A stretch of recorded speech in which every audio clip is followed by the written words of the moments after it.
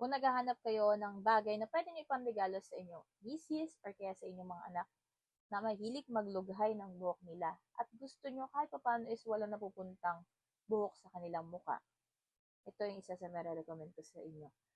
So, kung familiar kayo sa mga clip, especially kung napanood nyo yung When Life Gives You Tangerine, diba yung bidang lalaki madalas magbigay sa kanyang misis ng ganito. So, mas kikay-kikay at flowery ang binibigay niyang hair clips sa kanyang asawa. So, kung hindi niyo pa napapanood yung palabas na yun, panoorin ninyo guys. Ang ganda.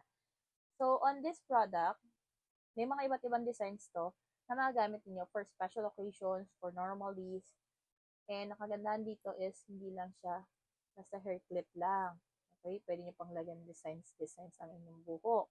Diba? Pwede niyo ilagay dyan yung mga strand ng buhok niyo para mas neat siyang tignan.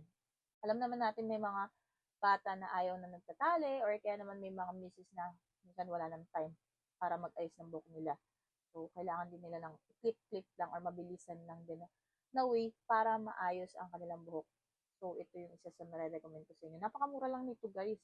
Ang dami ko nakikita ganitong mahal sa market. But, naghanap ako ng mura and kuha tayo dito ng space sa ating buhok. And then, tayo dito mga strand ng ating hair. And iipit natin dito. Diba?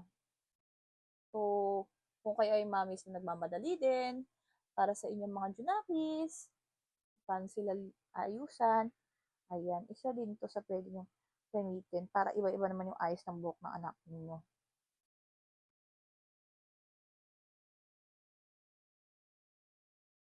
Diba? Ang cute.